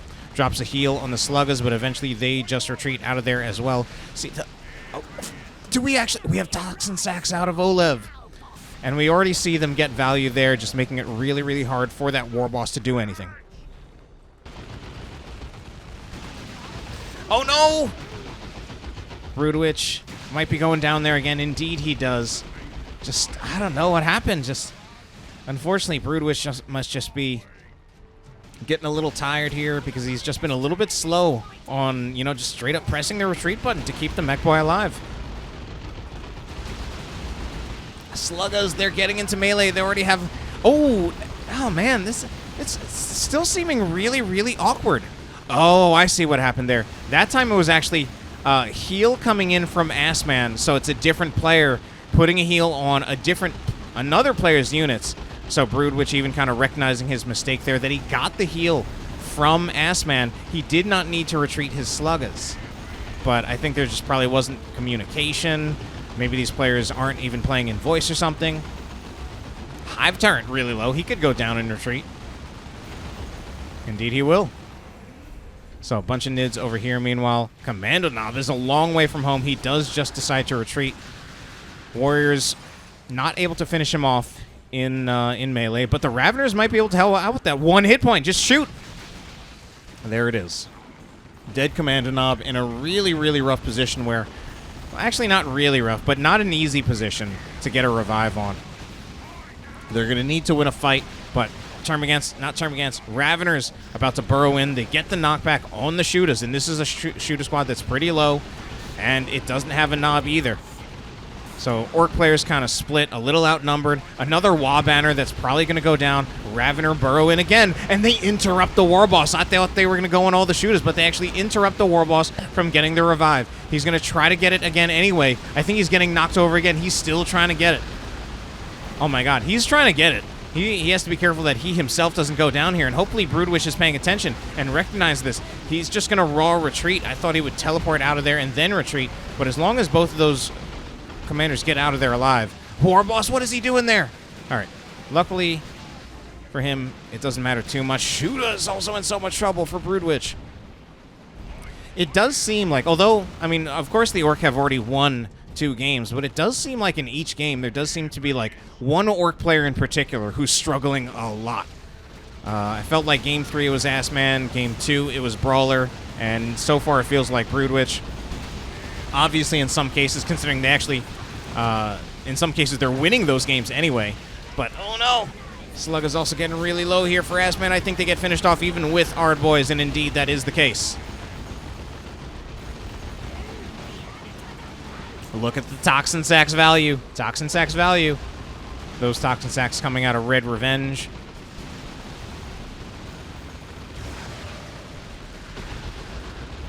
Painboy, I mean, he used the heal on himself, but he's already so low. I think this is kind of risky. He's continuing to go in there. And much of the Tyranid units are kind of in retreat, or at least, even if they're not literally in retreat in the game mechanic, they are trying to back off. Because there is a lot of pressure coming out from those shooter boys. Meanwhile, maybe I was a little bit too early to say Broodwich is the one who's struggling. BRAWLER now is the one who doesn't have his commando knob. AssMan is kind of being the team medic here.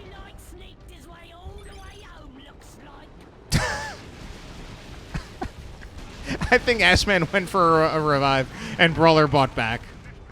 I kind of looked off screen for a second, but I suddenly saw the... Yeah, I mean... Oh, no. So definitely part of what's going on here. Definitely some miscommunication here, or lack of communication.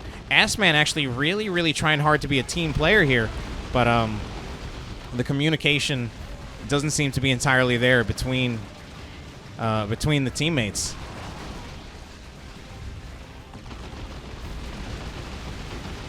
AssMan unfortunately getting focused down. He's low. He might go down in retreat. No, Hormagaunts will be suppressed so they can't pursue any further. Warboss also has a ton of health. He also does have the spiky armor, so Hormagaunts might not want to pursue in retreat. Sluggers will win their fight against the Hormagaunts right here, but the Sluggers in a position where they might be getting focused down quite a bit. Luckily, that crater there providing some yellow cover. And we're gonna see a revive. RedRevenge will manage to get a revive onto oLev. We do see AssMan trying to push right here. He's trying to push. He's going to need some support from Broodwich. Nice disruption from that Ravener Brood, knocking over so many of those Orc squads. Looks like AssMan, there's a chance, does he lose the shooters? No, he doesn't. Slugger's in more trouble, though. Sluggers might go down. At this point, you got to stop going for melee and actually shoot in range to try to finish him off. And it might be enough, but it's not. Barb Strangler Warrior coming in, though, proving its effectiveness as a ranged counter. Melee units, as I think I tried to talk about it earlier, but I think I just got interrupted by engagements happening. That Barb Strangler Warrior better as a ranged counter, because if melee units are trying to get into melee, especially if they can activate their melee charge, they can reasonably dodge those slow shots from the Barb Strangler Warrior. Whereas ranged units want to be standing to shoot so that they can shoot with full accuracy, and are more likely to get hit, especially if you've got double shooters bunched up like that.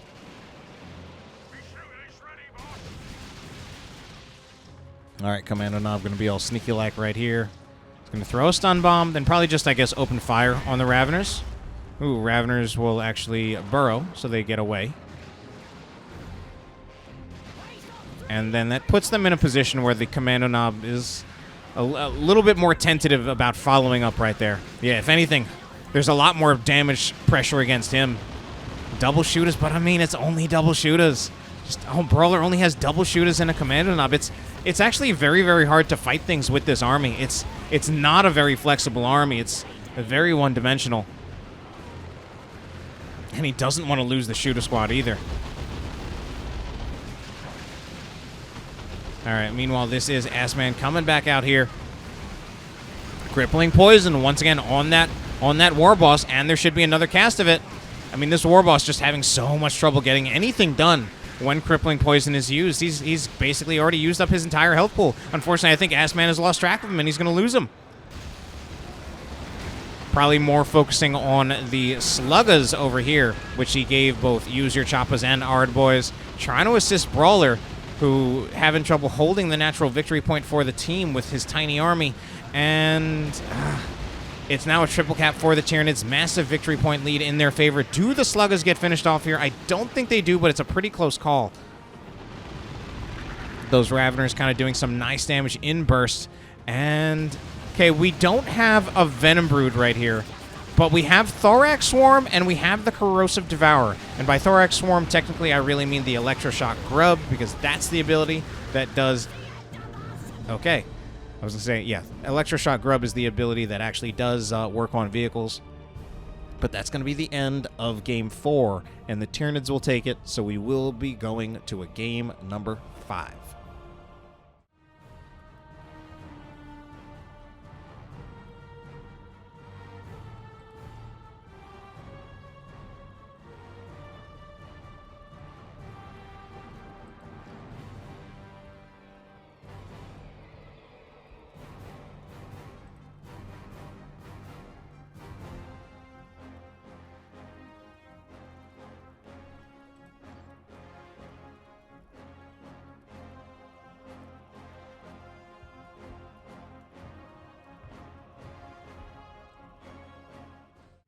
All right, final game right here, taking place on Katrin Purification Plant. Broodwich going to be playing as the Warboss this time, perhaps just struggling a lot with that mech boy. AssMan also going to be playing as the Warboss. And finally, it's going to be Brawler on the Commando Knob. Their opponents, RedRevenge playing as the Ravener Alpha right here. oLev is going to be playing as the Hive Tyrant. And Floid will also be playing as the Hive Tyrant. So Hormagaunts moving up pretty far forward here, going to the contested power. It does make sense that if any squad's going to do that, it is the Hormagaunts again with that baseline speed of 6.5. They are faster than most other squads in the entire game. So they'll be able to just move up to that before really any other squad that can reach it. Certainly any Orc squad. And they actually just capture it. Managed to do that pretty quickly. They'll also manage to capture the contested victory point, but somehow don't even get their own. What? I feel like this is the second time that's happened. It happened last game too. Not that it mattered in the long run, and yeah, it's definitely not the most important thing, but it still just strikes me as a little odd that that has happened. So, Ravener and Termagants engaging the Shooters as well as the Sluggers right here. Sluggers looking to get into melee. Honestly, it looks like even the Shooters are looking to get into melee. They're certainly trying to see if they can fight the Termagants rather than the Ravener Alpha. But once the Hormagaunts get in there, it's a lost fight over here for Brawler, so he's going to be getting out of there. Brawler, what happened to Brawler? Did he just not get a second Shooter squad? Oh no, we're seeing some early losses for the Orcs yet again. AssMan, well, luckily he got the Slugger squad out of there alive, and at this point in the game, I think that's really what matters, but the bleed's still certainly going to hurt. Warboss also getting pretty low. So lost engagements for our Tyranid players. A little bit slow on these victory point captures, though, and that will actually cost them a total of 30 victory points so far. They will, of course, luckily for the Tyranids, they are winning the fights. Sneaky Commando Knob, what is he looking for? But regardless, Floid will be pushing Broodwich back. And with this, he's going to look and see what generator bash he can make happen. But the Warboss is still here and has the spiky armor queued up. Spiky armor, of course, makes him very, very undesirable to be attacked in melee. Meanwhile, Lone Commando Knob on a mission right here. Is this a triple Termagant build? This is triple Termagants out of oLev. And, of course, with no Toxin Sacks. I mean, it's early in the game, so maybe we won't get the Toxin Sacks just yet. Instead, looks like he's going for upgrades on the Hive Tyrant. Going to be looking for the improved Synapse, which, I mean, I kind of like that, especially these triple Termagants. They're pretty squishy. With that improved Synapse, going to give them a little bit more health. 25%, in fact. So, nice push here by our Tyranid players, though. I mean, it's just one engagement for our Tyranid players, and they're going to look and see if they can convert that into a generator bash. So, again, we see... I mean, RedRevenge here, he's already got his Toxin Sacks. How about Floyd? Floyd doesn't. Still early in the game, though.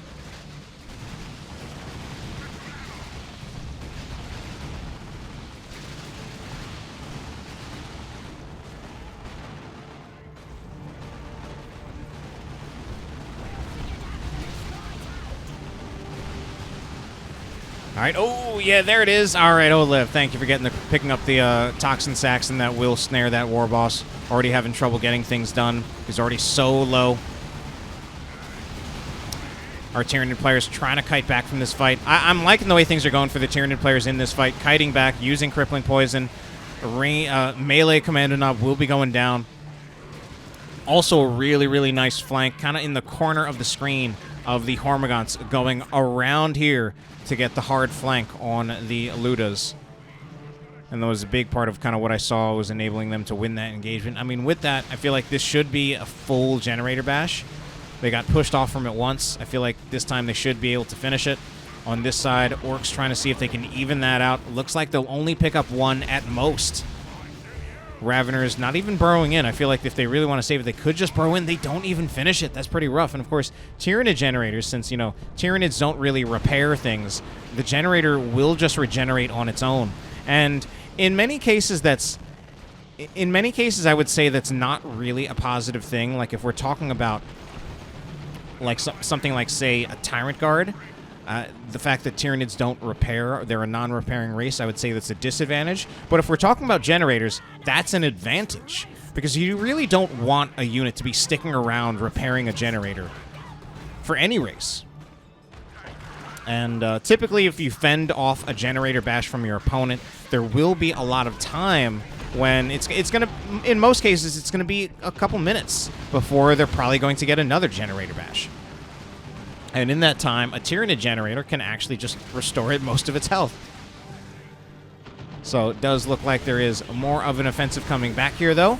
But I don't know if Broodwich does make it. The Warboss at risk of going down, but the Hive Tyrant will look for a new target here. Also going to look for a Seismic Roar to knock over a bunch of the Sluggers. Oh no, the Hive Tyrant getting in so close to that Luda squad. But I kind of talked about earlier on in this series, the Luda does have better damage modifiers when you get really up close to it than any of the other setup teams in this game, any of the other suppression teams more specifically.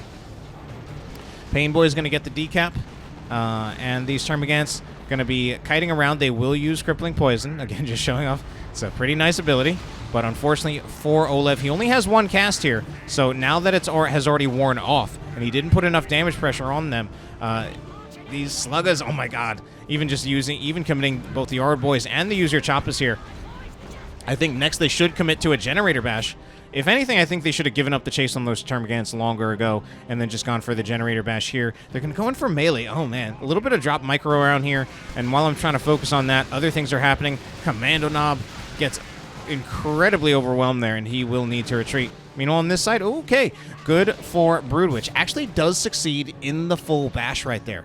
So that full bash, certainly really, really important. No generators actually taken down over here, though. Tyranids looking to take back the contested victory point, as we do see aiming what's that used on the Warriors, but it looks like Sluggas, they're not going to get out of there alive, and indeed that will be a lost Slugga squad for Brawler.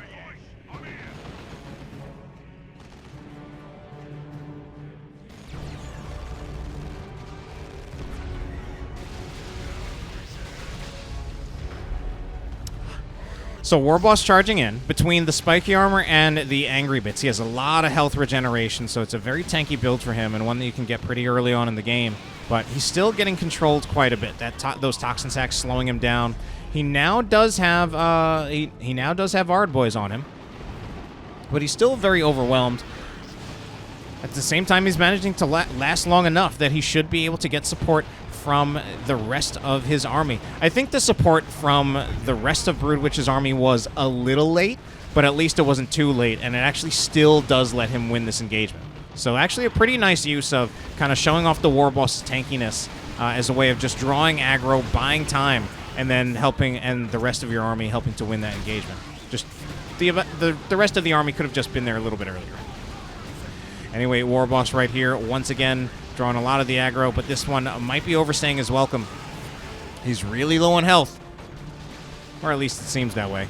Oh no, the Zoanthrope! Speaking of really low on health, the Zoanthrope's health is now at 0. Really strange to actually just see a Zoanthrope go down just from concentrated range fire like that. I mean, the Zoanthrope was ultimately just out of position. Bro gonna come in. It's a double cap for our blue team, and it's weird. In most of these games, even in some of the games that they won, I feel like a lot of the momentum has been going in favor of the Tyranids. Ooh, that was a little bit suspect. I think Broodwich was trying to look for the health regeneration again from the Now I'm Angry ability, but I think he just had so little health going into it that I don't think it mattered very much, and he will just need to full retreat.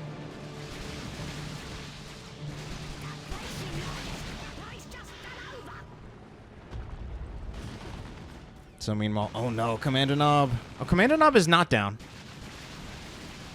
I saw that plus 30 and I thought he was going down right there. In fact, he's okay. He's going to have the Kaboom as well as the Assassin's Knife. And these are... I'm not sure if these have really been the best choices. Kaboom is going to be used there mostly for fun. Actually does... Kaboom is awesome. That is also... Much like the Battle Wagon, that is a war gear that is really special to me and has a place in my heart. I think it might have actually wiped a Hormigaunt Brood right there. So, has the Beta Combat Kit to go along with that. The Assassin's Knife I'm seeing as a little bit more questionable. I mean, if it's used specifically against the Warriors, it's good, but I wonder if... But we've also seen Brawler struggle a little bit with his Commando, and I wonder if something like either just keeping the standard weapon or going for the special shooter might be more appropriate. So there's, as we see, the damage being reflected against those Termagants, who, of course, probably were not even intentionally trying to melee the Warboss, but were just getting attacked by the Warboss, and they weren't microed away in time to stop them from returning that damage back to the squad. So Warboss eventually going to retreat here. Tyranid players regaining control of the field yet again, as we are going to see some Orcs right here. No commander here. Where's the War? Okay, the Warboss does make it in. Warboss going to be having the Bang Bang Hammer right now, fully upgraded this time. But he's going to be kiting away for now. Another Generator Bash potentially going in. Triple cap for our Tyranid players at this time.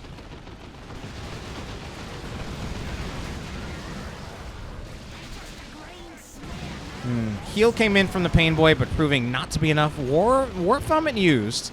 Warp Vomit, okay, does catch quite a few squads, but oh no, there's some Hormagaunts right here nomming on the Shooter Boys, and they will finish off that Shooter Boy squad.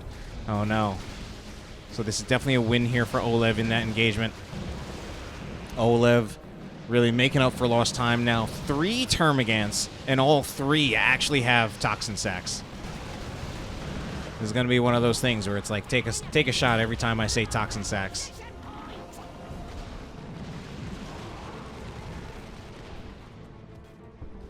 All right, so Slugger Boys, as well as Shooter Boys, and as well as a Weird Boy pushing forward here. But man, they're getting this power at a time when it's a triple cap against the Orcs. I mean, of course, you know, this is Broodwich's lane, and that's the most he can do if just sticking in his lane. But it might be at the point where he might need to switch lanes.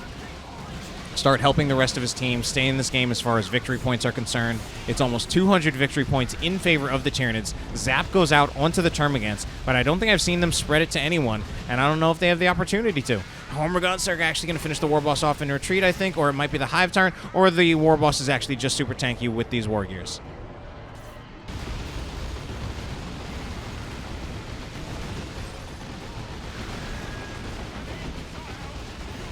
So yeah, Broodwich pushing pretty hard against Floid. What a nice shot out of the Weird Boy. That actually does succeed in wiping one of the Termagants.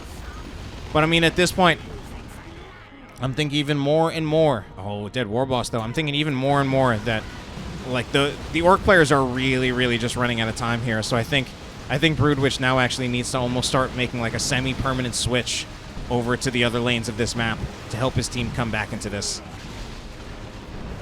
We're almost in Tier 3 for our Tyranid players.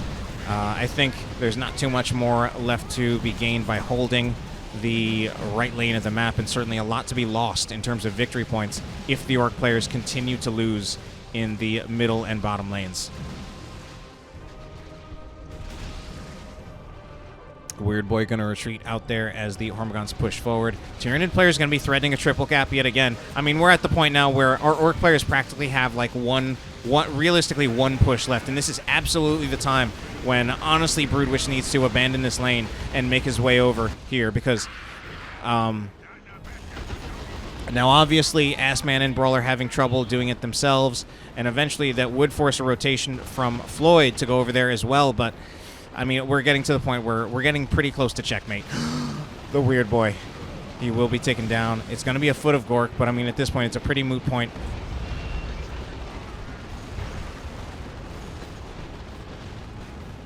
Warboss going to be charging in, and oh, the Death Dread taken down. Honestly, with that retreat, I think that's game over. I think Tyranids finished this right here. Attempted kaboom. Commando just dies. Ouch.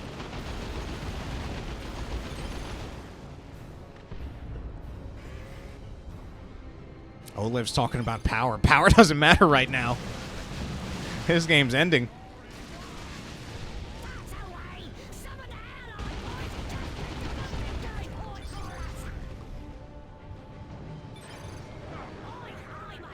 And that will be it. Game number 5 goes in favor of the Tyranids, and they will close out the series in one of the few best-of-5 series that actually goes the distance. Hope you enjoyed it, and have a good night.